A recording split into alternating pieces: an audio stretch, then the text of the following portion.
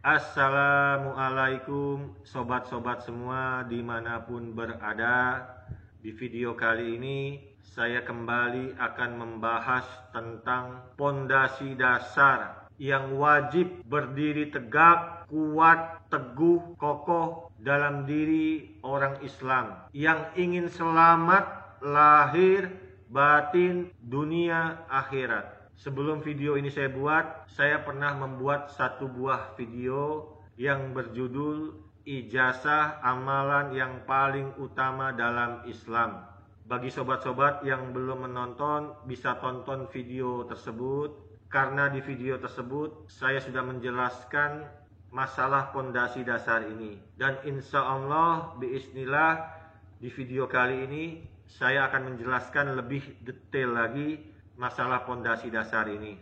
Kembali pikiran saya teringat pada masa 17 Februari tahun 2001, di mana saat itu guru saya Abah Said Faridal Atros Al-Kindi As'ari membimbing saya secara langsung, membaiat saya untuk mengucapkan dua kalimat syahadat.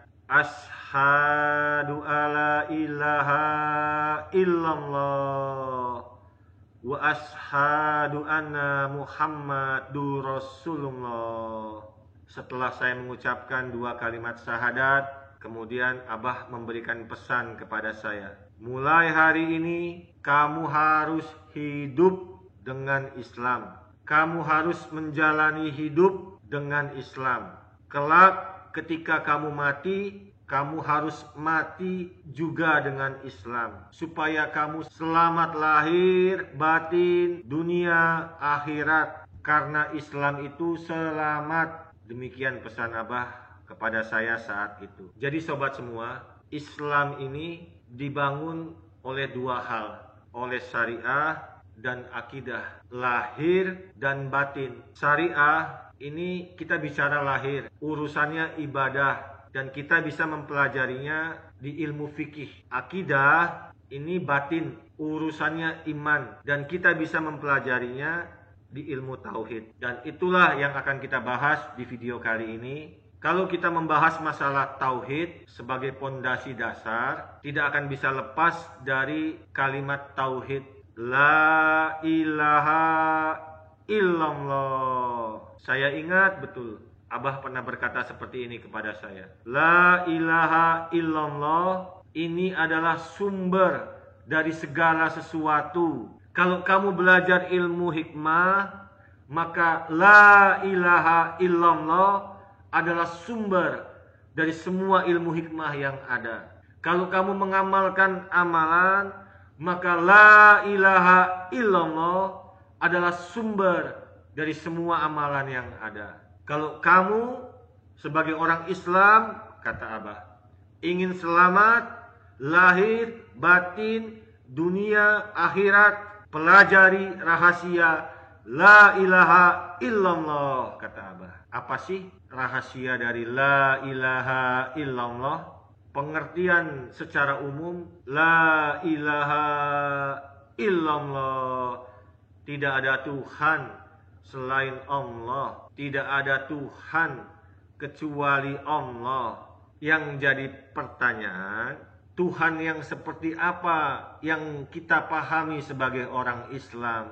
Banyak dari orang Islam tidak memahami Tuhan yang sebenar-benarnya Tuhan, sehingga tanpa mereka sadari, mereka sudah menghadirkan Tuhan-Tuhan lain selain Allah dalam hidup mereka. Nanti akan saya bahas dan saya berikan contoh-contohnya. Sekarang saya akan jelaskan dulu kepada sobat-sobat semua ilmu pengetahuan yang saya dapatkan dari salah satu guru saya tentang Tuhan yang sebenar-benarnya Tuhan.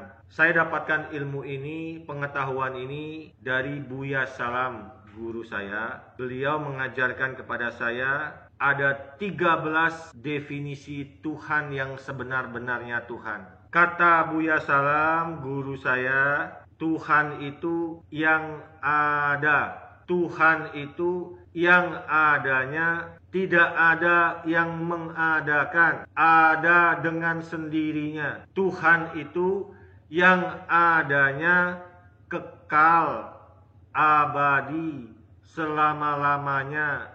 Tidak pernah Tuhan dari ada menjadi tidak ada. Tuhan itu yang berbeda dari sesuatu, dari apapun, dari siapapun. Tuhan itu yang berdiri sendiri, yang tidak bergantung terhadap sesuatu, tidak bergantung terhadap apapun, tidak bergantung terhadap siapapun, tidak membutuhkan bantuan apapun dari siapapun. Tuhan itu yang ahad, yang esa, yang tunggal, yang satu-satunya, tidak ada duanya, tidak ada tandingannya, tidak ada sekutunya. Tuhan itu yang selalu maha kuasa. Tuhan itu yang selalu maha berkehendak. Tuhan itu yang selalu maha mengetahui. Tuhan itu yang selalu maha hidup. Tuhan itu yang selalu maha mendengar. Tuhan itu yang selalu maha melihat. Tuhan itu yang selalu maha berbicara. Demikian 13 definisi Tuhan yang sebenar-benarnya Tuhan yang saya terima dari Buya Salam guru saya. Sekarang kita ambil contoh bagaimana caranya definisi Tuhan yang sebenar-benarnya Tuhan bisa menjadi benteng melindungi kita agar kita jangan sampai menghadirkan Tuhan-Tuhan lain selain Allah dalam hidup kita. Contoh yang sederhana, kita lapar lalu kita makan. Ketika kita makan nasi, banyak yang terjadi selama ini dalam keyakinan kita, dalam pemahaman kita, dalam pemikiran kita. Terkadang kita tidak menyadarinya, tapi kita menganggap bahwa nasi itulah yang membuat kita kenyang.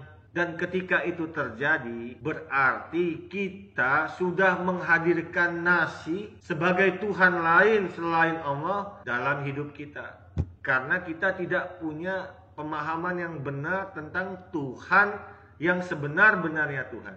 Tapi dengan adanya 13 definisi Tuhan tadi yang diajarkan oleh Buya Salam guru saya, yuk kita coba praktek. Tuhan yang ada, nasi yang ada. Oke, masih masuk. Tuhan ada, nasi ada. Definisi kedua, Tuhan yang adanya dengan sendirinya. Tidak ada yang mengadakan. Nasi ada. Adanya si nasi, apakah ada dengan sendirinya atau ada karena diadakan?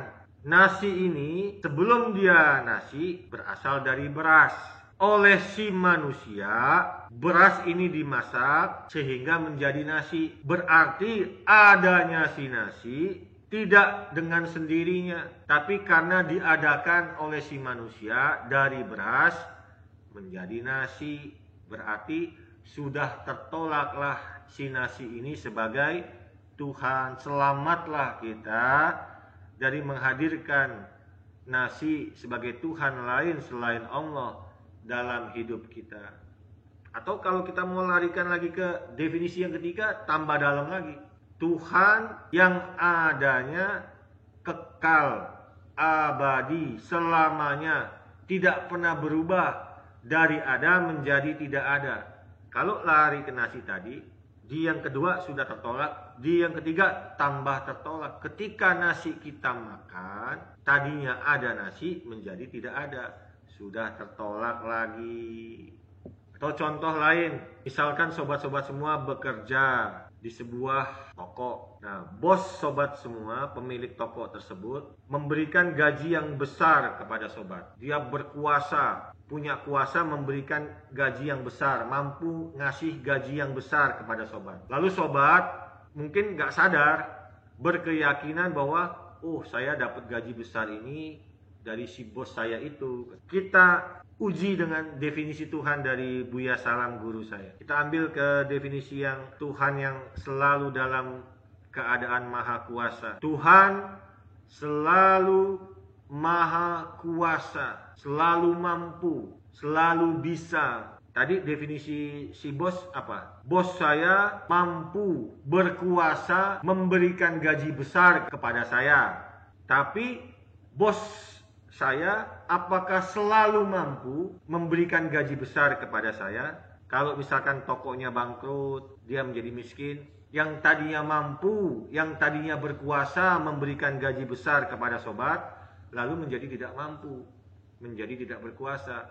Tertolaklah bos sobat sebagai Tuhan, karena Tuhan selalu maha kuasa memberikan rezeki kepada makhluknya. Tuhan tidak pernah dari tadinya bisa memberikan rezeki, tiba-tiba berubah jadi tidak sanggup memberikan rezeki. Tuhan selalu sanggup, selalu maha kuasa, selalu bisa.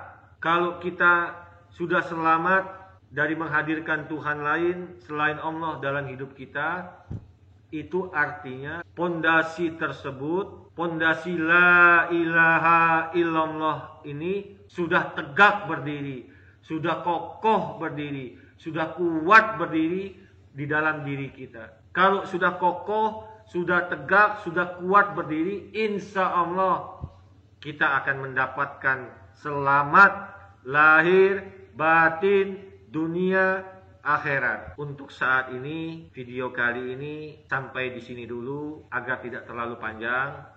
Nanti akan saya buatkan video sambungannya, masih membahas tentang pondasi ini secara lebih mendetail. Mudah-mudahan video yang ini sobat-sobat semua diberikan oleh Allah pemahaman supaya sobat-sobat semua benar-benar bisa mendirikan, menegakkan pondasi yang kuat, yang kokoh, yang tegak dalam diri sobat-sobat semua. Dan sebelum saya mengakhiri video ini, seperti biasa di setiap video saya akan mengijazahkan amalan yang insya Allah bermanfaat lahir batin dunia akhirat bagi sobat-sobat semua. Amalan yang akan saya ijazahkan kepada sobat-sobat semua adalah amalan kalimat tauhid. Saya dapatkan ijazah amalan kalimat tauhid ini walaupun tidak secara bersamaan, tapi dari keempat guru saya mendapatkan ijazah ini. Dari Abah Said Faridal Atros Al-Kindi As'ari, dari Abah Tubagus Johani Banten, dari Abah Kiai Haji Entus Mukni Pandeglang Banten, dari Buya Salam Padang. Keempat guru saya memberikan ijazah amalan kalimat tauhid ini dengan cara mengamalkan yang kurang lebih dasarnya sama. Minimal, kata guru-guru saya, dalam satu hari jangan pernah tidak melakukan zikir atau wirid kalimat tauhid setidak-tidaknya 100 kali. Untuk masalah manfaat, khasiat atau faedahnya jangan ditanyakan lagi. Salah satu guru saya, Abah Said Faridal Atros Al-Kindi As'ari, sudah mengatakan yang tadi saya jelaskan di atas.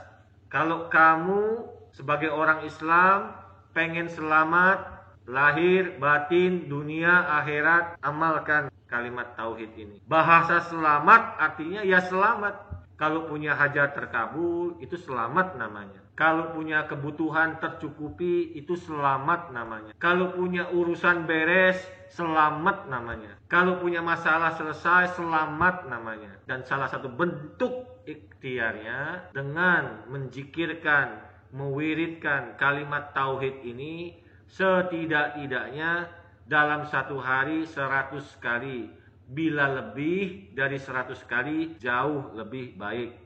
Demikian yang saya bisa bagikan kepada sobat-sobat semua di episode kali ini. Akan kita sambung ke episode berikutnya. Akhir kata, apabila ada dari diri saya ini yang tidak berkenan di hadapan sobat-sobat semua, kepada Allah saya mohon ampun.